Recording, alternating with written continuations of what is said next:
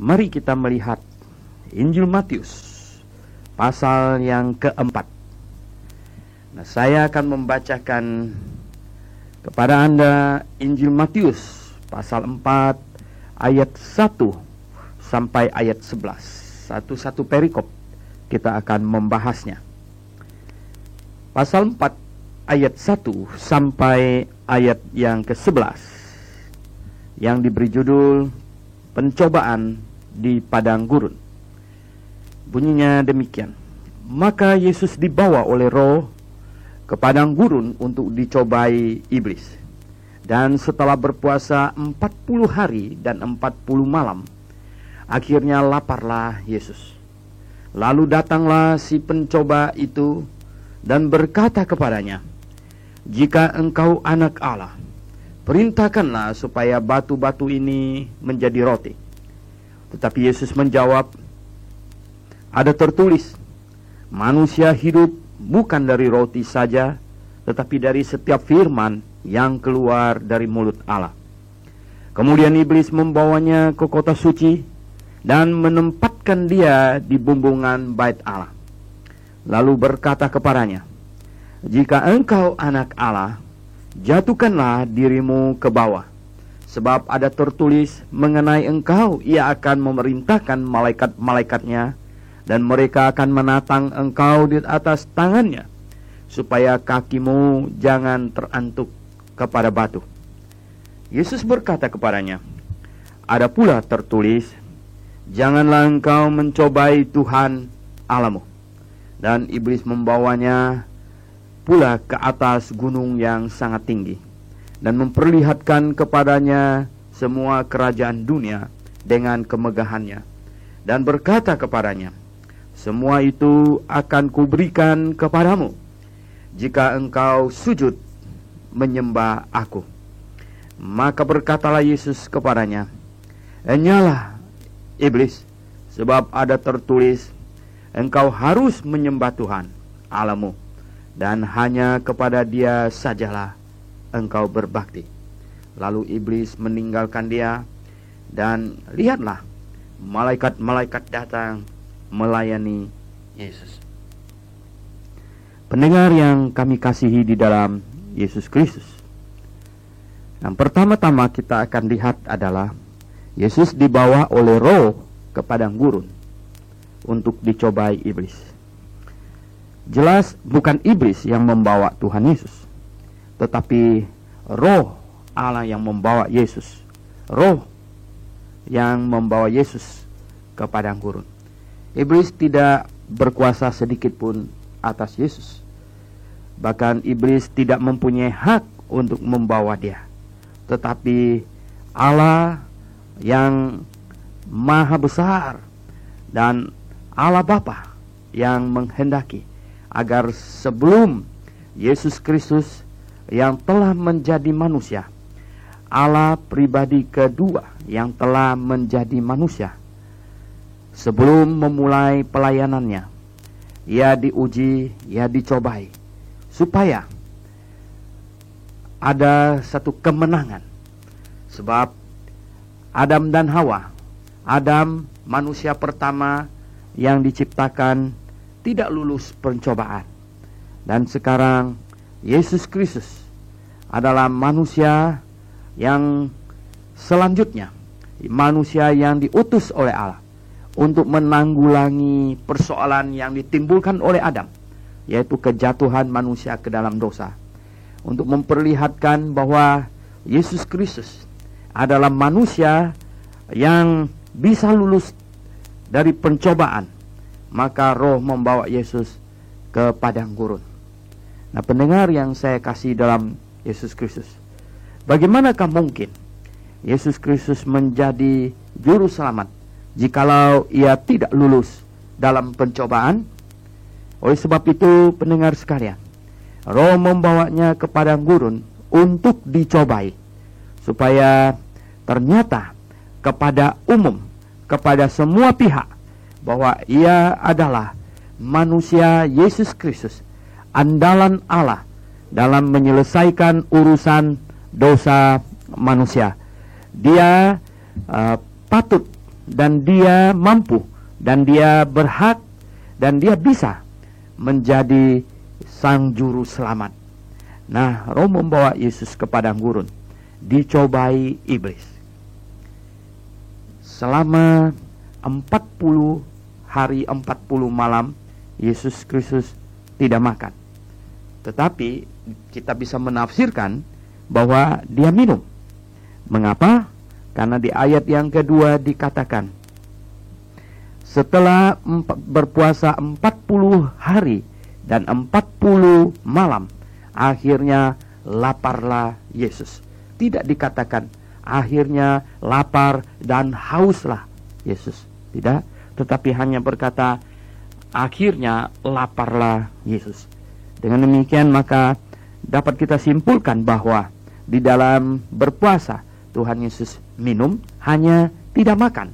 Jadi tidak benar puasa yang tidak makan, tidak minum 40 hari 40 malam. Tetapi Yesus tidak makan 40 hari 40 malam. Dan terbukti juga iblis tidak menyuruh Yesus merubah sesuatu untuk menjadi air, tetapi hanya menyuruhnya untuk merubah batu menjadi roti. Berarti Yesus hanya lapar, tidak haus. Nah, ini harus dimengerti juga. Kemudian mengenai masalah puasa ini, sesungguhnya sejak Yohanes tampil, kemarin kita bicara tentang Yohanes tampil, di dalam Injil Matius pasal 11 ayat 13 dan 14, hukum Taurat dan kitab para nabi berfungsi atau berkuasa sampai Yohanes Pembaptis tampil. Mengapa?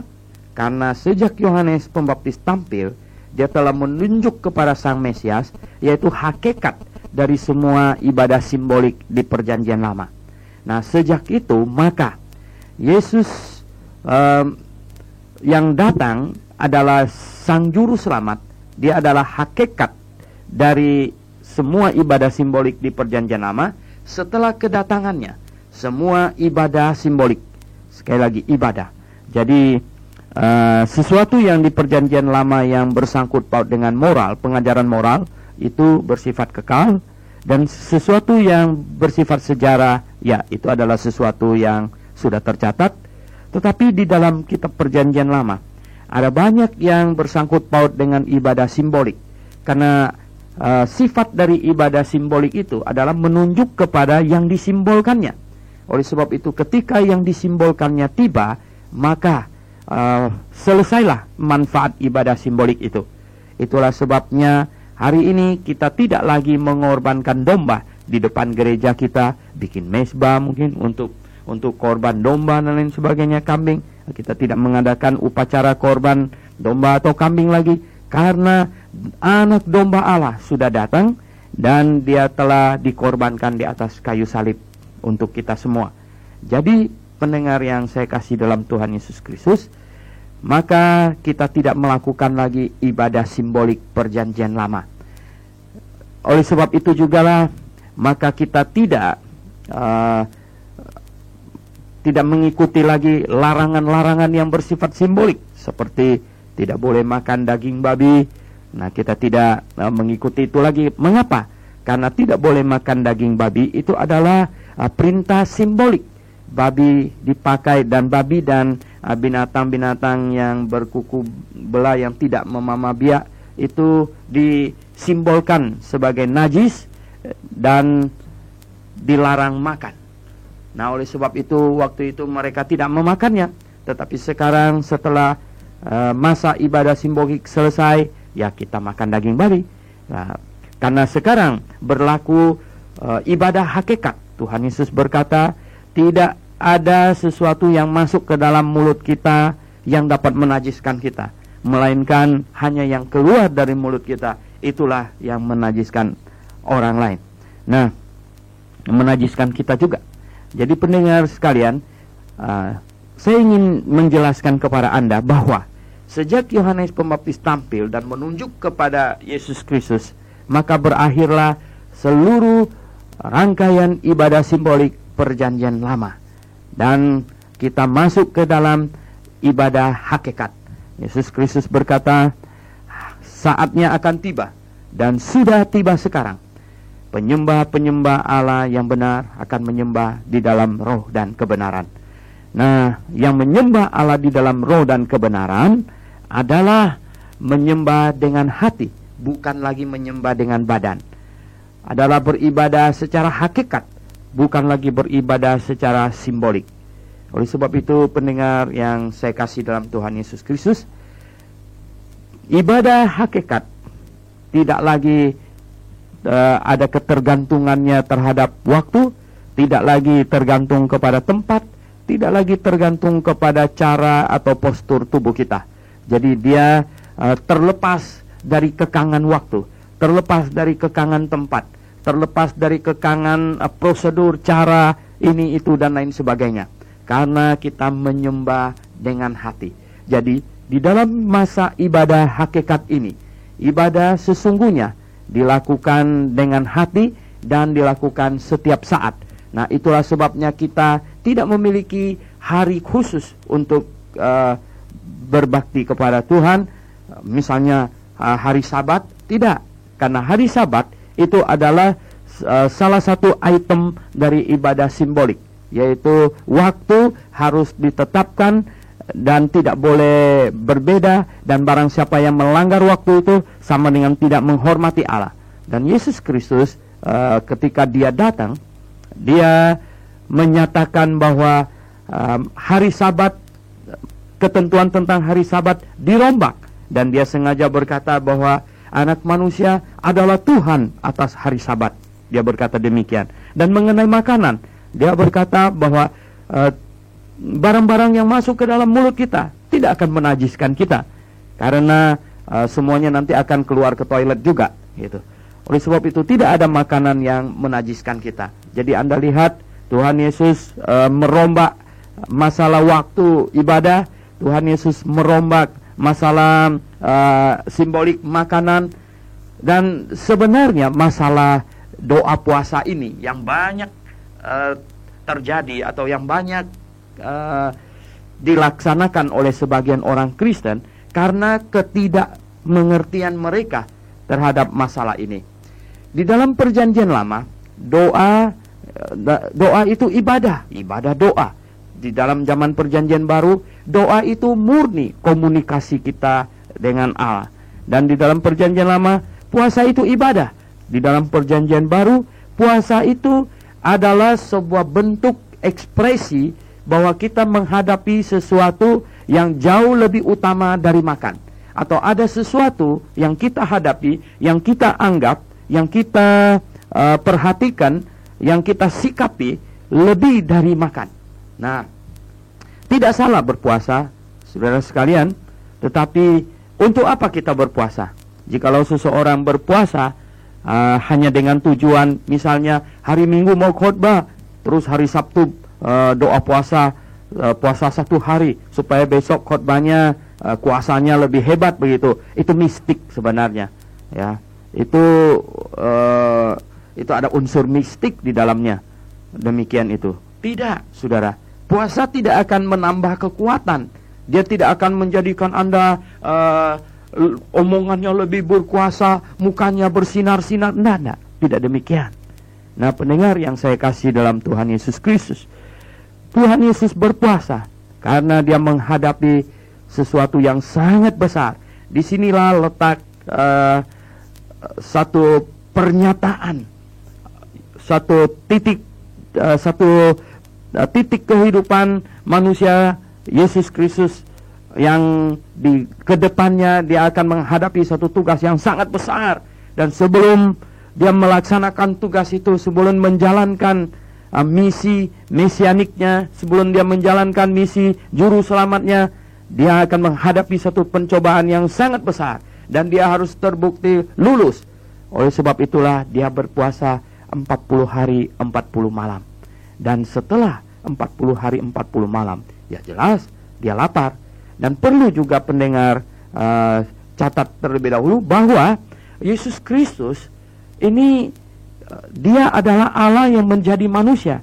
Dia mengenakan tubuh manusia yang bisa lapar, yang bisa haus, yang bisa ngantuk, yang bisa capek, dan segalanya. Karena dia mengenakan tubuh manusia. Oleh sebab itulah Yesus Kristus adalah manusia yang paling unik. Karena pada dirinya ada pribadi kemanusiaan yang sempurna, dan pada dirinya juga ada pribadi keilahian yang sempurnanya juga. Dan setelah Yesus lapar, di sini dikatakan, maka iblis datang. Dan cobaan yang pertama yang disampaikan oleh iblis adalah suruh dia merubah batu menjadi roti. Merubah batu menjadi roti. Sebenarnya itu sangat gampang sekali bagi Tuhan Yesus. Dia pernah memberi makan kepada 5.000 orang lebih hanya dengan 5 roti dan 2 ikan. Dan kepada 4.000 orang juga dia sudah memberi makan hanya dengan segelintir roti. Nah, pendengar sekalian, Yesus dengan gampang merubah batu menjadi roti. Tetapi jikalau itu yang diinginkan oleh iblis, maka jangan dituruti. Karena iblis seringkali mencari berbagai jalan untuk menjatuhkan anak-anak Tuhan. Kita makan, kita menikmati makanan, bahkan menikmati makanan yang enak, sama sekali tidak salah, sama sekali tidak dosa. Tetapi jikalau iblis memancing kita dengan makanan yang enak, tetapi jikalau iblis menggoda kita dengan makanan yang enak, tetapi jikalau iblis memakai makanan yang enak untuk membawa kita ke bawah kuasanya, untuk menuntun kita ke dalam kendalinya, maka kita perlu menyadari dan kita perlu bertindak hati-hati. Jangan sekali-kali membiarkan diri kita diperintah oleh iblis. Jangan sekali-kali membiarkan diri kita ada di bawah kontrolnya, bahkan di bawah pengaruhnya. Oleh sebab itu Yesus Kristus, walaupun ia sanggup merubah batu menjadi roti, dia tidak mau melakukannya karena itu diinginkan oleh iblis. Dan bahkan dia berkata, dia mengutip sebenarnya, ya, dia mengutip ini ayat Alkitab. Dia mengutip di dalam Ulangan, di dalam kitab Ulangan pasal 8, dia mengutip itu. Dia berkata bahwa ada tertulis, manusia hidup bukan dari roti saja, tetapi dari setiap firman yang keluar dari mulut Allah. Ya, manusia hidup dari firman Allah. Karena ingatkah bagaimana Adam dan Hawa diciptakan? Setelah mereka dibentuk dari debu tanah, ya, Tuhan menghidupkan mereka dengan meniupkan nafas ke dalam mulut mereka. Nah, tiupan Tuhan itu firman Allah. Adam dan Hawa dihidupkan melalui firman Allah. Dan seterusnya, kita akan hidup kekal kalau kita sungguh-sungguh mempercayai firman Allah. Dan kita akan hidup selama-lamanya oleh firman Allah. Dan kita akan hidup sehat oleh firman Allah. Kita akan memiliki hidup kekal hanya oleh firman Allah. Yesus Kristus benar, manusia hidup bukan dari roti saja. Roti hanya menghidupi daging ini, dan juga masih ada banyak cara lain lagi untuk menghidupi daging ini, tidak hanya melalui roti. Tetapi yang pasti, jikalau seseorang ingin mendapatkan hidup yang kekal, maka tidak ada pilihan lain. Firman Allah, firman yang keluar dari mulut Allah, itu mutlak yang menghidupkan seseorang sampai selama-lamanya. Nah, kemudian iblis kalah 1-0. Dia membawa Yesus Kristus, katanya. Kemudian iblis membawa. Karena apa? Setelah roh membawa Yesus kepada iblis, sepertinya diserahkan. Dicobailah begitu, sehingga iblis membawa Yesus ke kota suci dan menempatkan dia di bumbungan bait Allah. Lalu berkata kepadanya, jika engkau anak Allah, jatuhkanlah dirimu ke bawah, sebab ada tertulis mengenai engkau, ia akan memerintahkan malaikat-malaikatnya, dan mereka akan menatang engkau di atas tangannya, supaya kakimu jangan terantuk kepada batu. Yesus berkata kepadanya, ada tertulis pula, janganlah engkau mencobai Tuhan Allahmu. Ya, pendengar sekalian, sekalipun ada banyak janji Tuhan di dalam firman-Nya kepada kita, bahwa Dia akan menyertai kita. Lalu bukan berarti kita boleh mengandalkan janji firman itu lalu cari-cari risiko. Tidak perlu, tentu. Kalau kita berbuat demikian, kita telah mencobai Tuhan. Jangan mencobainya. Nah, Tuhan Yesus bukan hanya terbukti Dia kuat dalam pencobaan, tetapi terbukti Dia sangat hafal ayat-ayat Alkitab. Nah, inilah yang perlu bagi orang-orang Kristen. Inilah yang perlu bagi orang-orang percaya, yaitu menghafal, mengetahui, menghafal, dan mengerti Alkitab firman Tuhan. Sehingga firman itu yang kita ketahui, yang kita hafal, yang kita fahami, dia menyinari hidup kita. Dan barulah perkataan di dalam Mazmur 119 ayat 105 berkata, firman-Mu adalah pelita bagi kakiku dan suluh bagi jalanku itu. Nah, itu baru berfungsi, yaitu jikalau kita menghafal firman Tuhan dan selalu mengingatnya, sehingga dalam tiap-tiap momen atau tiap-tiap poin hidup kita, kita sungguh-sungguh menyadari bahwa kita berjalan sesuai dengan apa yang dikatakan oleh firman Tuhan. Nah, Yesus Kristus sangat menghafal ayat Alkitab. Nah, sehingga Dia bisa mengutip lagi catatan firman Tuhan yang tercatat di dalam ayat yang ke-7, yaitu Ulangan pasal 6 ayat 16. Di situ dia mencatat. Nah, memang sebelumnya iblis mengutip ya Mazmur 91 di situ. Ya. Tetapi kemudian Tuhan Yesus hafal ya Ulangan pasal 6 ayat 16. Saya tidak dapat membayangkan bagaimana orang Kristen yang jarang membaca Alkitab menghadapi pencobaan. Apa yang akan mereka katakan? Apakah mereka akan berkata, wah pendeta saya tidak bilang begitu, atau pendeta saya bilang begitu. Nanti iblis akan bilang, siapa pendeta lu itu? Nah, saudara yang saya kasih dalam Tuhan Yesus Kristus, Tuhan Yesus hafal ayat-ayat Alkitab. Dan memang kita tidak boleh mencobai Tuhan. Itu adalah sikap yang salah, sikap hati yang salah kalau kita mau mencobainya. Jikalau kita mengasihinya, kita taat kepadanya, kita tidak mencobainya. Dan iblis kalah 2-0.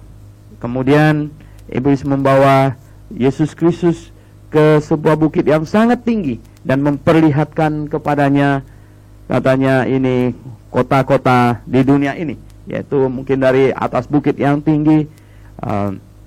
Iblis memberitahukan dia, ini, kota itu, kota besar dan dunia yang begitu indah. Yang mengherankan itu adalah, lihat, iblis ini tukang kemplang ini. Ini dia anggap ini dunia ini miliknya. Dia nggak pernah bikin dunia dan dia anggap dunia punya dia. Jadi saudara yang saya kasih dalam Tuhan Yesus, Anda lihat ya, seringkali kita temukan ada orang yang ngerampas tanah orang. Itu mirip-mirip iblis lah gitu ya. Itu perbuatan iblis itu ya, yang bukan barang dia ambil dia. Semua anak-anak iblis itu pencuri ya. Mereka mencuri ya, dan suka mencuri gitu.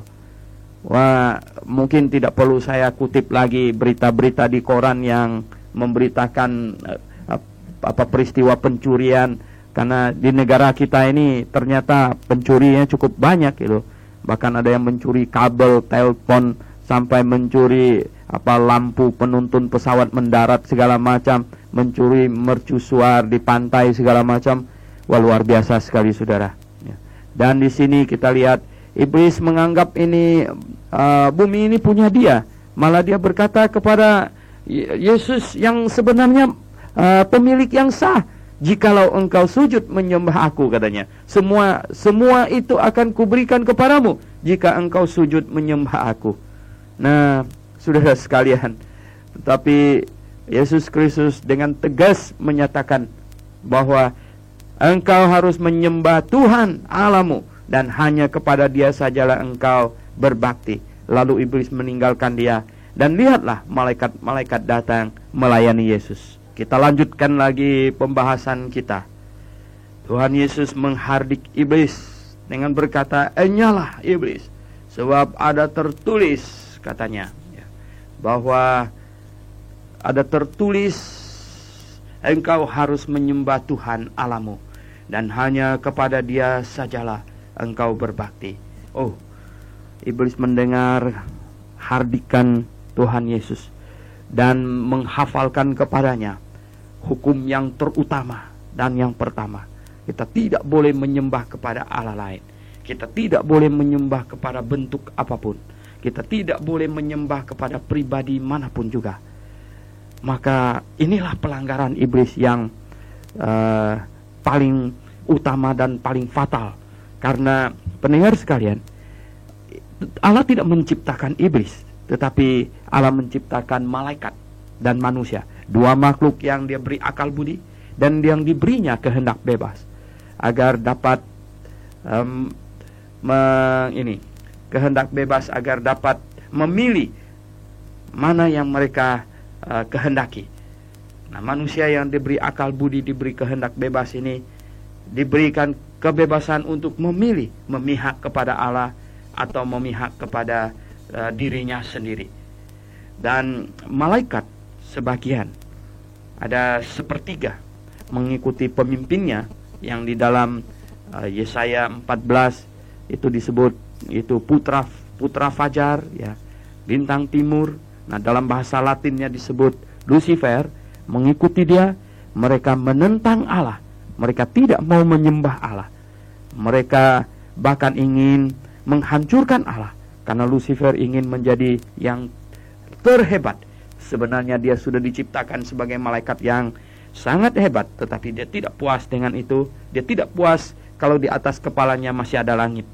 Dia tidak puas kalau di atasnya masih ada Allah. Oleh sebab itu dia menentang Allah, dan sepertiga jumlah malaikat mengikutinya. Kepada mereka tidak lagi disebut malaikat, tetapi disebut iblis. Tetapi sebenarnya bentuk mereka tidak berubah.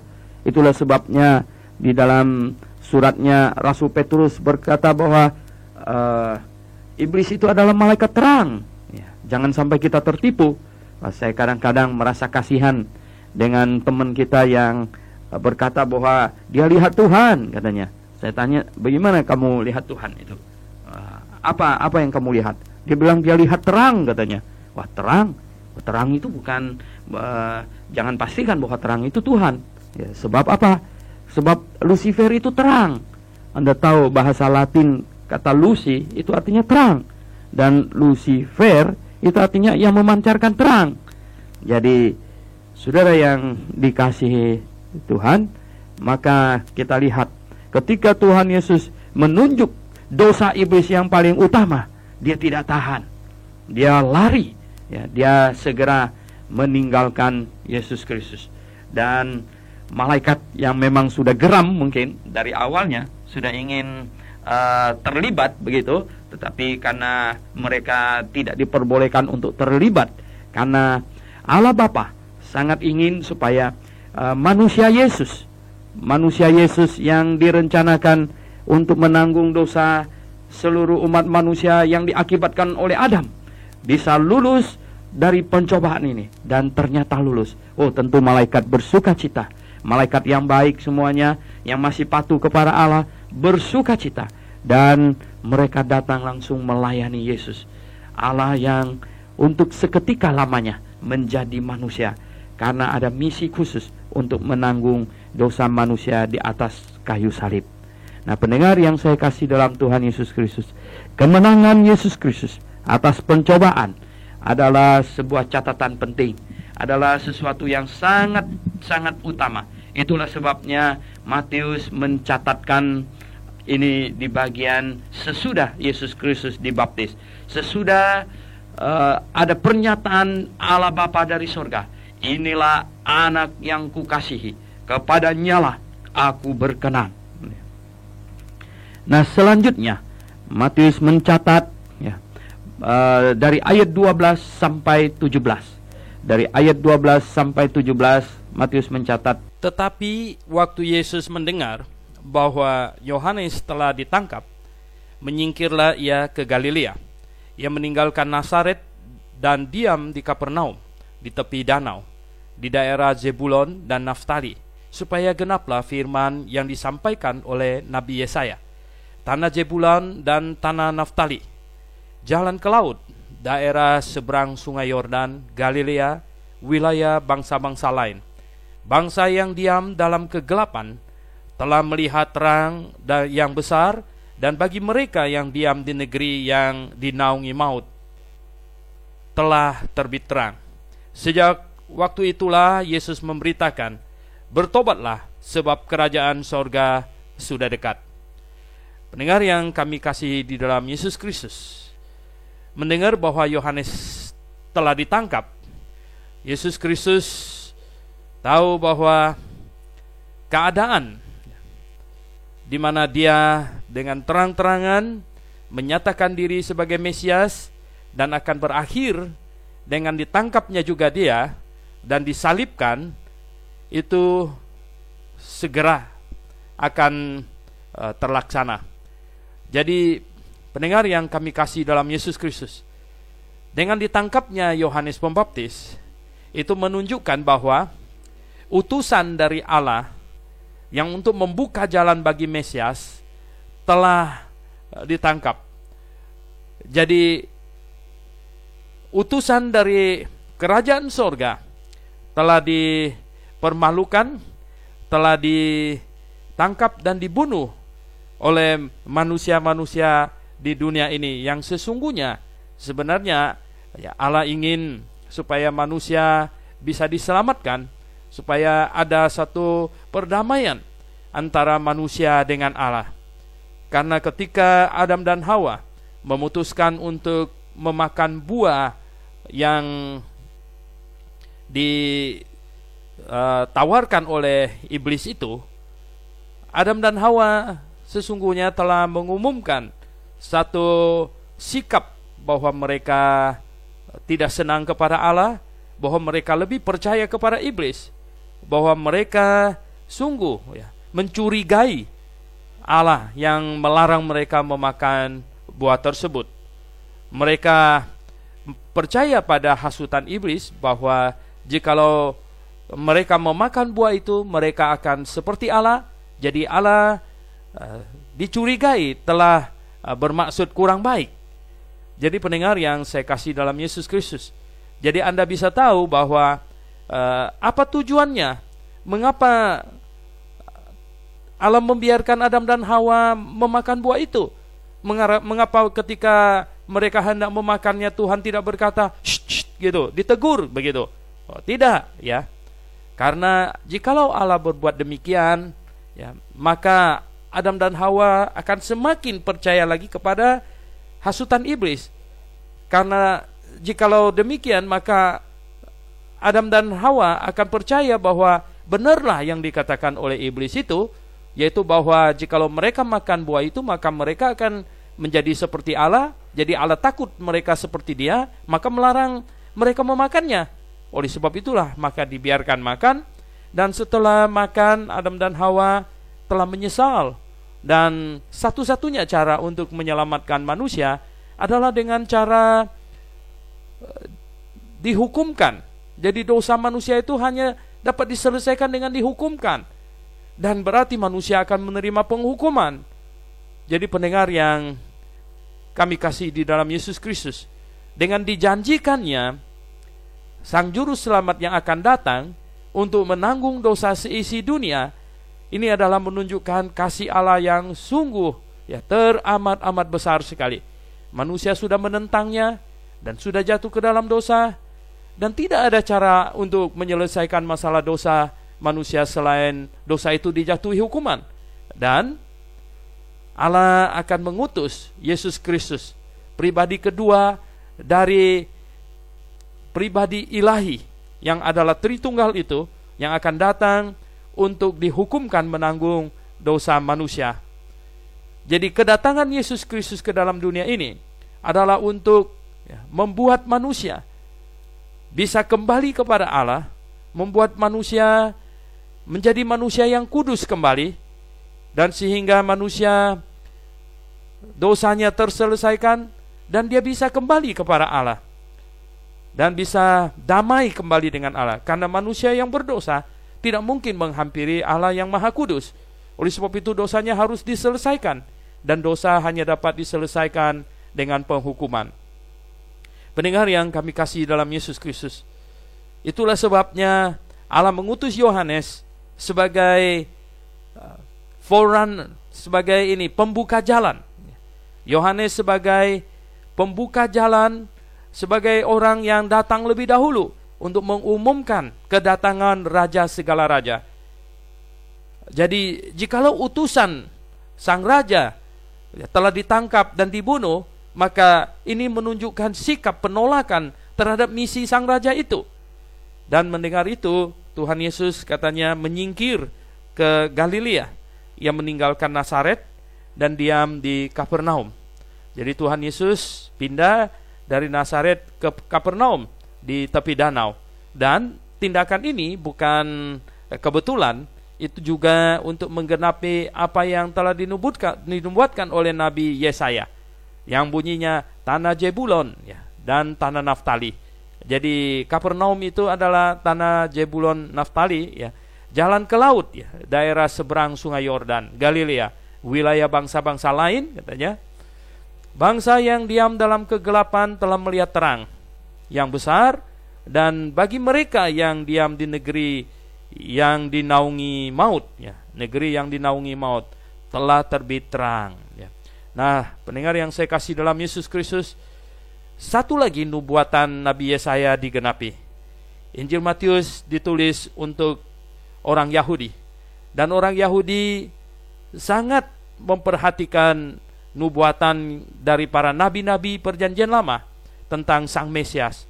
Seharusnya mereka setelah Tuhan Yesus pergi kembali ke surga, maka mereka harus merenungkan kembali akan semua yang terjadi dan bisa melihat satu demi satu nubuatan kitab perjanjian lama digenapi.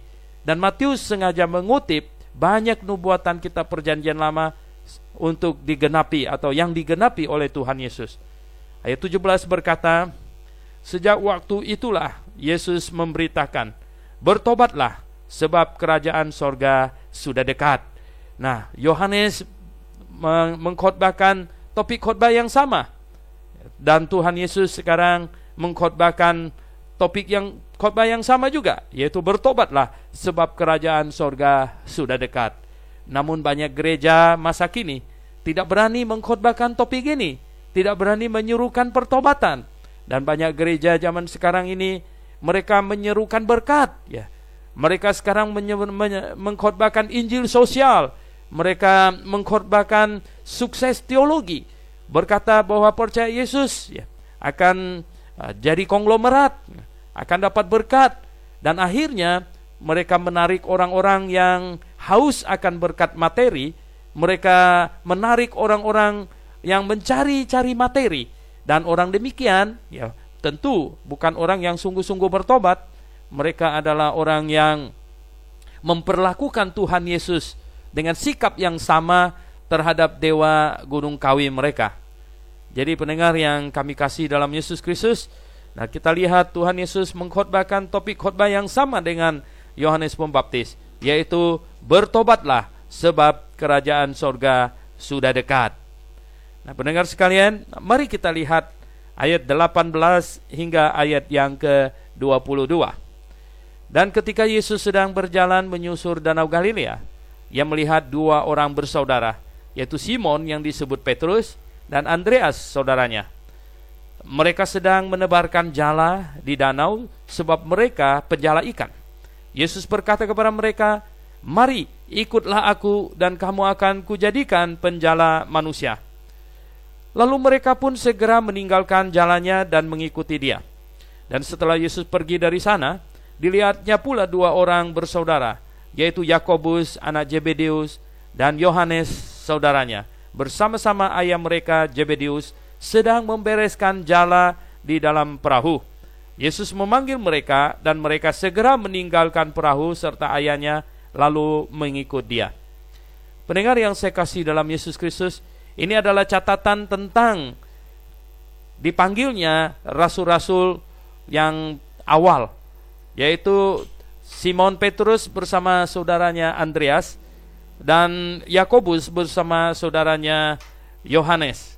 Dan mereka berempat ini adalah nelayan di tepi danau, dia nelayan yang menjala ikan di Danau Galilea. Jadi pendengar yang saya kasih dalam Yesus Kristus, kelihatannya pada awal-awal di mana murid-murid Tuhan ini mengikutinya, itu belum mengikuti secara full time. Mereka masih mengikuti secara part time. Jadi oleh sebab itu ada beberapa peristiwa di mana mereka dipanggil. Ya, mungkin mereka datang hari ini, ya kemudian dengar dia mengajar, kemudian pulang lagi ke rumah masing-masing, dan besok pergi jala ikan lagi, kemudian dipanggil lagi begitu. Nah, karena apa? Petrus ini kan seorang yang sudah punya istri, kita tidak mendapat catatan dia punya anak atau tidak, tetapi yang jelas dia punya istri. Karena di bagian lain nanti di depan lagi itu ada mertua Petrus sakit, ya. Nah, mustahil kan orang tidak punya istri bisa punya mertua, gitu. Oleh sebab itu, pendengar yang saya kasih dalam Yesus Kristus, ada gereja yang mengajarkan kepada umatnya di mana Petrus ini tidak kawin katanya. Jadi paus tidak kawin, itu kan konyol. Nah, mungkinkah di dunia ini orang yang bisa punya mertua namun tidak kawin? Ya, tidak mungkin kan? Jadi pendengar yang saya kasih dalam Yesus Kristus, nah Petrus dan Andreas ini dipanggil, ya. Katanya ya mereka sedang menebarkan jala di danau sebab mereka penjala ikan. Ini agak singkat di sini diceritakan pemanggilan Petrus ini. Di bagian lain ada dikatakan di Injil Markus itu ada diceritakan bagaimana Petrus ini dipanggil, ya. Di mana dia dipakai perahunya untuk menjala ikan, ya.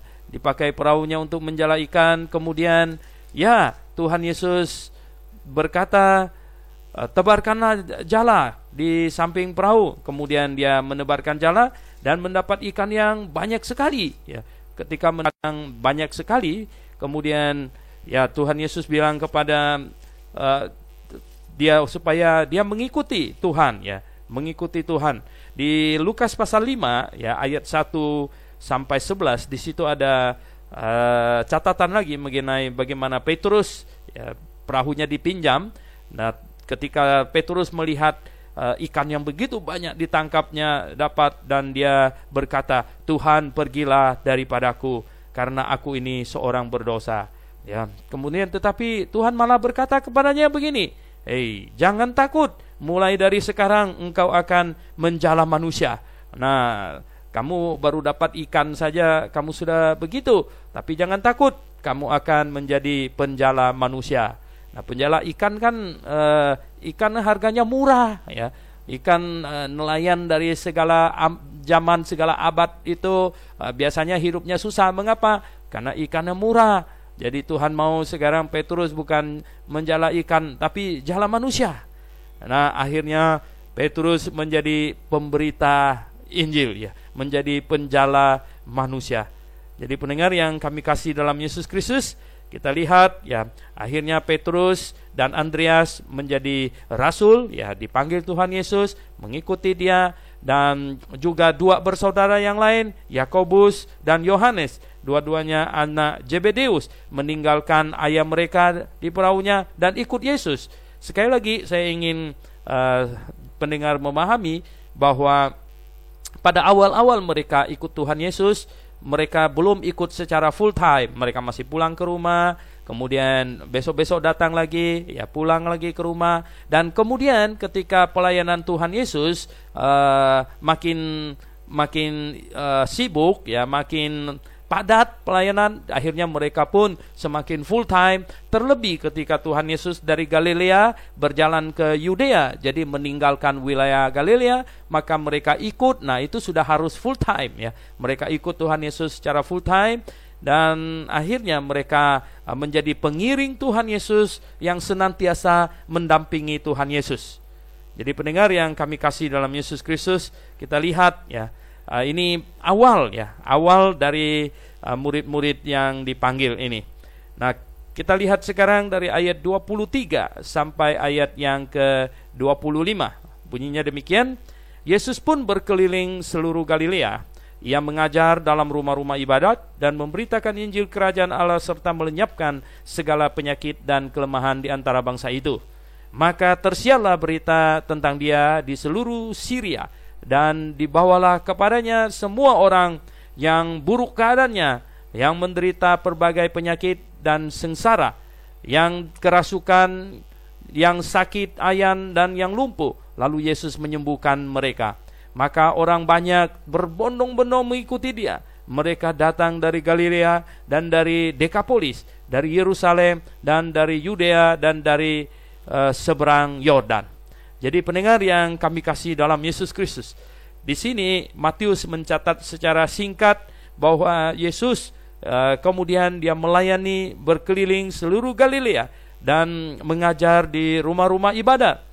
Dan kemudian tentu ya, karenanya dia memberitakan Injil kerajaan Allah. Nah, ini yang penting ya, memberitakan Injil kerajaan Allah, memberitakan kasih karunia Tuhan Yesus, ya, kasih karunia Allah, bahwa orang-orang yang berdosa sekarang dosanya bisa diselesaikan.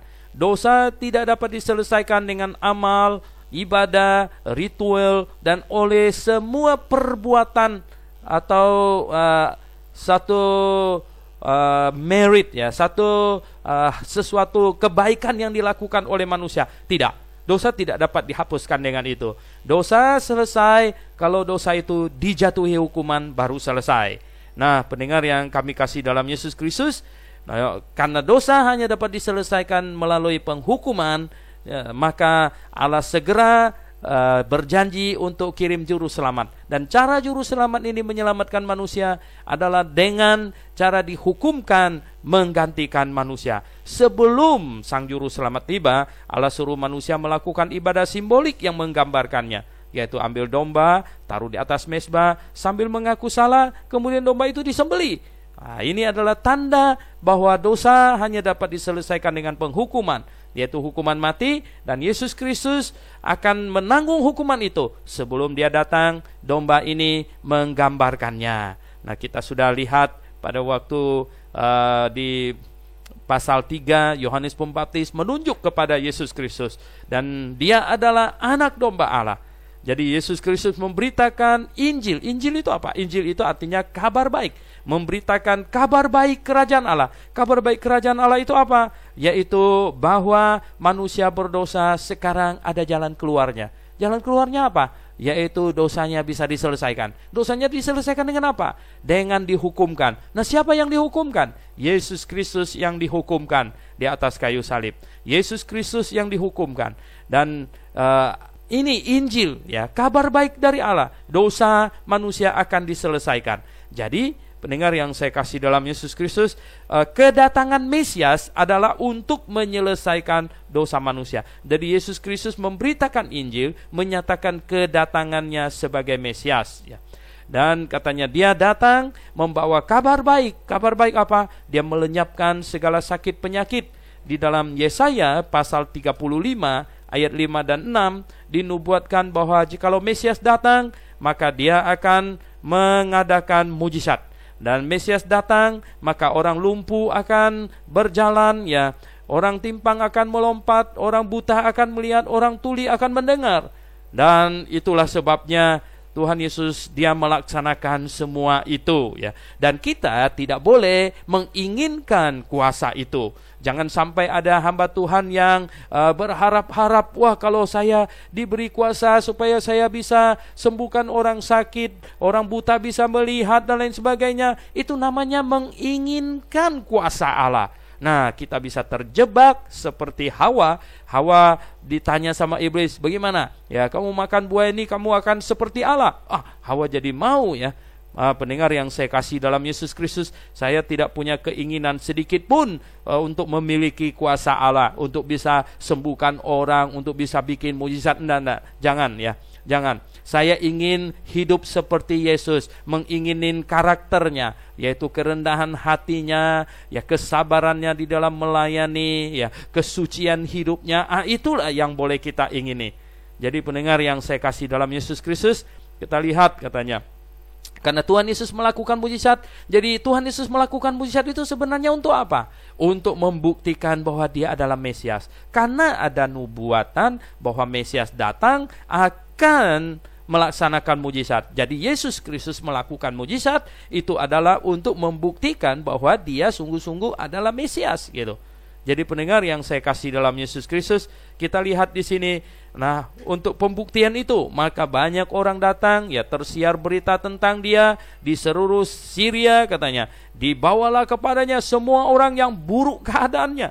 Yang buruk keadaannya, bukan cuma yang sakit, yang buruk keadaannya, yang menderita berbagai penyakit katanya, dan sengsara. Ya, yang kerasukan, yang sakit ayan, dan yang lumpuh. Lalu Yesus menyembuhkan mereka semua. Ya, Yesus menyembuhkan mereka. Inilah kabar baik dari Allah.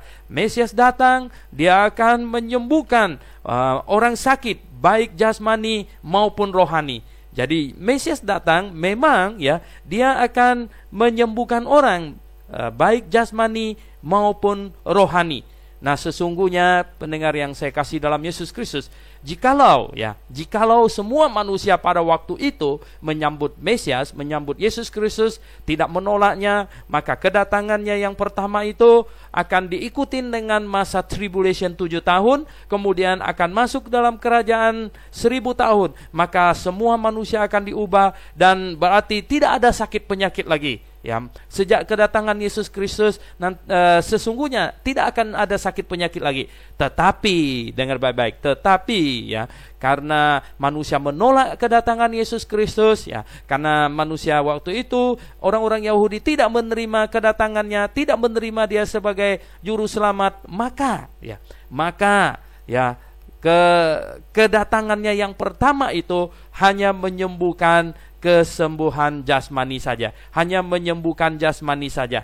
Jadi, nanti kedatangannya yang kedua kali barulah akan menyembuhkan kita secara jasmani. Jadi dia menyembuhkan secara rohani saja. Ya, kedatangan Mesias yang pertama kali hanya menyembuhkan rohani kita. Nanti kedatangannya yang kedua kali ya akan menyembuhkan jasmani kita juga. Nah, secara jangka pendek sebentar kedatangannya waktu itu, bagi barang siapa yang menerimanya sebagai Mesias, mereka mendapat kesembuhan jasmani. Nah, kemudian mereka menolaknya dan menyalibkannya, maka ya kesembuhan jasmani tidak diberikan lagi, akhirnya hanya diberikan kesembuhan rohani saja. Jadi kesembuhan rohani, kesembuhan jasmani jadi kapan? Kesembuhan jasmani nanti pada waktu kedatangannya yang kedua kali, maka kita akan disembuhkan secara jasmani dan rohani kita sudah disembuhkan, kemudian jasmani kita disembuhkan, maka kita tidak akan sakit lagi. Jadi pendengar yang saya kasih dalam Yesus Kristus, kalau sekarang ini kita akan sakit lagi, ya itu memang ya karena Tuhan Yesus datang yang pertama kali, dia memang menyembuhkan jasmani bagi orang yang hadir waktu itu yang menyambut dia sebagai Mesias. Tetapi kemudian sebagian besar dari manusia orang Yahudi menolaknya, maka ya kesembuhan jasmani yang sebentar itu hanya menandakan bahwa dia adalah Mesias. Kemudian sekarang ini ya Tuhan kembali ke sorga dan dia memberikan kepada kita kesembuhan rohani. Barang siapa yang bertobat dan percaya kepadanya, kita mendapatkan kesembuhan rohani. Dan kapankah kita mendapatkan kesembuhan yang lengkap, baik rohani maupun jasmani? Yaitu pada waktu kedatangannya yang kedua kali. Dan pada waktu kedatangan yang kedua kali, maka kita pun mendapatkan kesembuhan baik rohani maupun jasmani. Dan sejak saat itu kita tidak akan sakit lagi. Kalau sekarang kita masih akan sakit, nah kita mengerti karena sekarang Tuhan memberikan kepada kita kesembuhan rohani. Kesembuhan rohani itu apa? Kesembuhan rohani itu adalah kesembuhan kita, dosa kita ya. Jadi penyakit dosa kita. Nah, penyakit dosa kita inilah yang dibereskannya ya.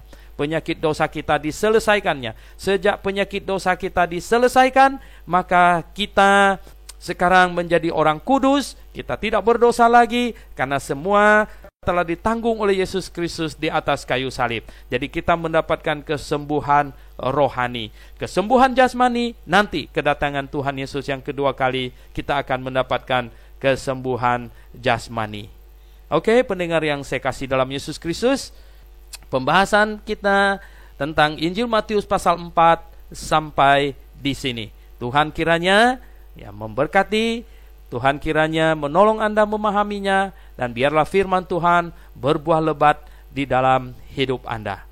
Tuhan menyertai. Amin.